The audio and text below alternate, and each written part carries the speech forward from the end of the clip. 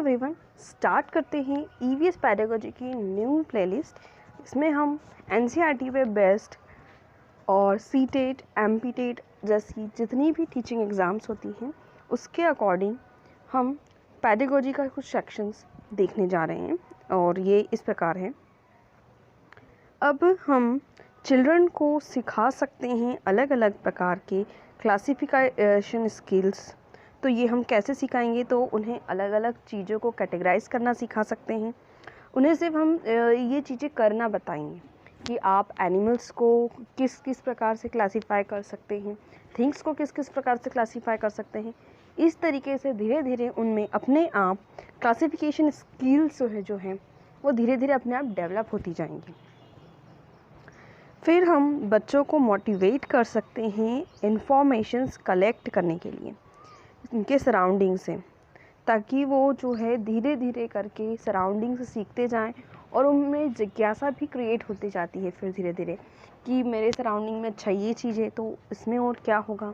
तो इस प्रकार की जो जिज्ञासाएं हैं उनमें धीरे धीरे अगर हम उन्हें ऐसी चीज़ें करवाते रहेंगे तो वो अपने आप उन चीज़ों को देखने में, करने में, सीखने में मोटिवेट होते रहेंगे। अब हमें बच्चों को अपॉर्चुनिटीज़ भी प्रोवाइड करानी ही चाहिए ताकि वो नेचर को ऑब्ज़र्व करें। सिर्फ क्लास में बैठ के ही वो सब चीज़ें सीखें ये ज़रूरी नहीं है। जैसे अगर क्लास में हम साइंस में देखते हैं कि बहुत सारे ऐसी चीज़ें आ जाती हैं जो कि हम अपने डेली यूज़ की चीज़ें ला के उन्हें बता सकते हैं। जैसे पानी के बारे में आ गया, वाटर के बारे में आप पढ़ा रहे हैं तो बहुत सारी चीज़ें आप वाटर से रिलेटेड बच्चों को सामने करके दिखा सकते हैं। उन्हें उस जगह पे ले जा सकते हैं। जैसे अगर प्लांट्स के बारे में आप पढ़ा रहे हैं तो उन्हें गार्डन में ले जा सकते हैं और इस प्रकार से उनका एक्टिव पार्टिसिपेशन इंक्रीज़ कर सकते हैं। अब टीचर क्लासरूम को आउटसाइड वर्ल्ड से भी कनेक्ट करने का काम कर सकते हैं। जैसे बात किसी भी चीज़ की चल रही हो और कुछ ऐसे एग्जाम्पल आ रहे हैं जो या तो हम खिड़की के बाहर देखने से हम उससे कनेक्ट हो सकते हैं या सिर्फ बातों से या उनके इमेजिनेशन से हम बाहरी दुनिया को भी कनेक्ट कर सकें। इस तरीके से हम धीरे धीरे उन्हें क्लासरूम को और उनके आउटर वर्ल्ड को, उनके इमेजिनेशंस को, उनके एक्सपीरियंसेस को कनेक्ट करके भी सिखा सकते हैं। इस वे में बच्चे ज़्यादा अच्छे से सीखते हैं और उन्हें हम इनकरेज कर सकते हैं ताकि वो ग्रुप्स में काम करें।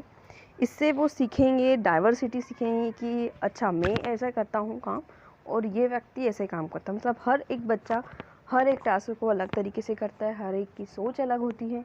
तो इस प्रकार से बच्चे डाइवर्सिटी सीखेंगे और आगे भी उनमें ये नेचर आएगा कि हाँ साथ में कैसे काम किया जाता है, कैसे काम किया जा सकता है, किस प्रकार से दूसरे को हर्ट किए बिना साथ देकर किस प्रकार से काम कर सकते हैं।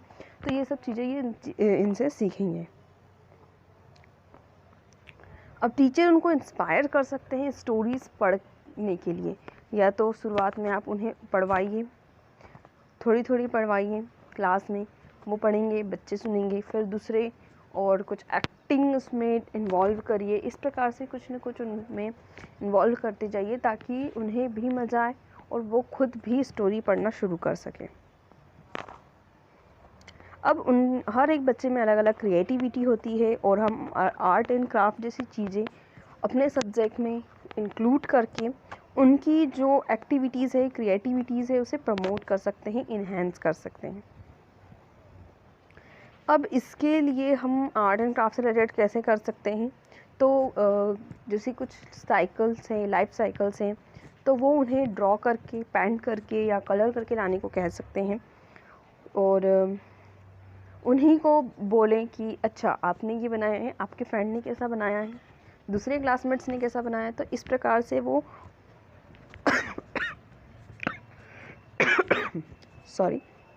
इस प्रकार से वो खुद भी ऑब्ज़र्व करना सीखेंगे, कंपेयर करना सीखेंगे और अपने जज वो खुद बनेंगे।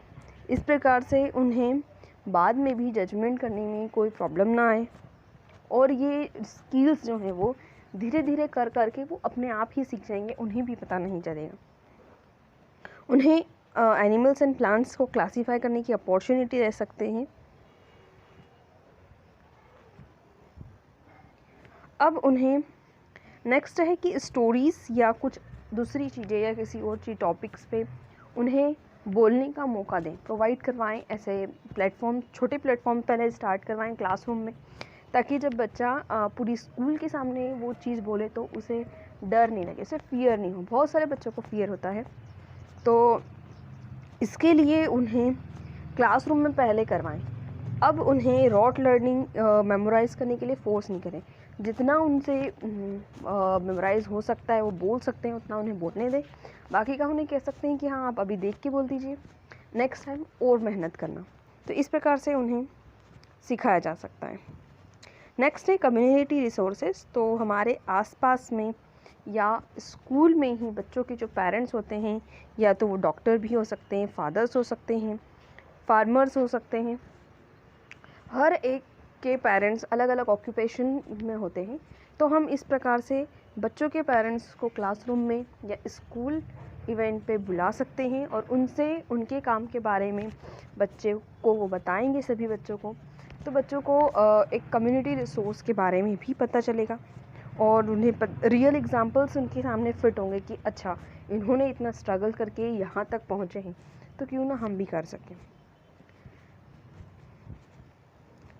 अब उन्हें इनक्रेज करना चाहिए ट्री को एक फ्रेंड बनाने के लिए, ताकि वो इन द फ्यूचर भी ट्रीज़ को किस तरीके से बचाना है उस पर भी वो फोकस कर सके। ज़्यादा उसका एक्टिव पार्टिसिपेशन ना हो तो भी इन द फ्यूचर थोड़ा बहुत तो वो सोचेगा ही प्लांट्स के बारे में, ट्रीज़ के बारे में। तो इस प्रकार से हम कर सकते हैं। किस तरीके से? तो स्कूल में हर एक बच्चे को एक ट्री अलॉट कर दीजिए कि आपको उसकी देखभाल करनी है, आपको उसको पानी देना है, अगर वो सूख रहा है तो उसे खाद देना है, पानी देना है। तो इस प्रकार से बच्चों को ट्रीज़ से, नेचर से कनेक्ट हम कर सकते हैं। अब ये जो चीज़ें हैं ये बच्चों में डेवलप करती है अपने आप एक कंसर्न इन्वायरमेंट के प्रति, नेचर के प्रति।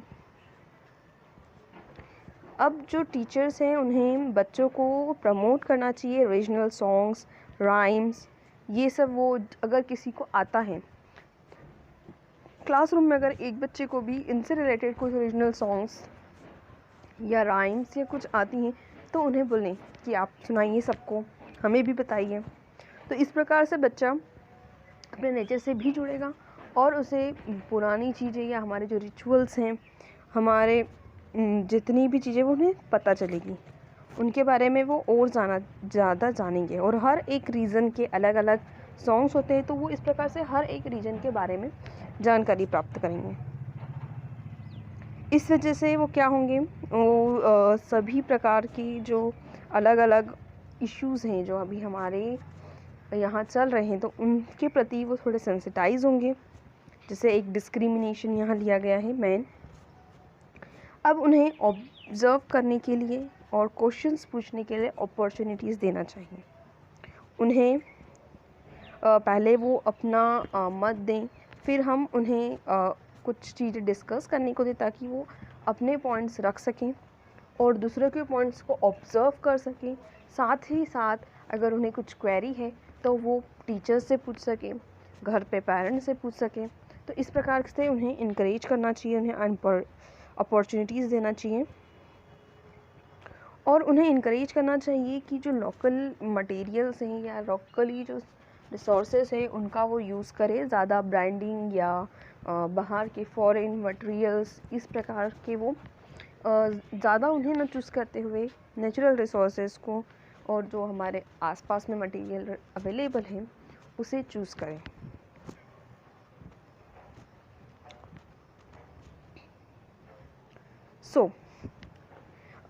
अगर कोई बच्चा किसी एक चीज़ में बहुत ज़्यादा अच्छा है तो उसके बेटर परफॉर्मेंस के लिए या उस चीज़ में वो और आगे बढ़े, इसके लिए उसे इनकरेज करना चाहिए, उसे उन चीज़ों से रिलेट करना चाहिए और उससे, ताकि उसे समझ में आए कि वो उसमें और किस तरीके से और अच्छे से परफॉर्म कर सकता है। उसे हम रियल एग्जांपल्स दे सकते हैं और स्टोरीज़ सुना सकते हैं, रियल लाइफ स्टोरीज़।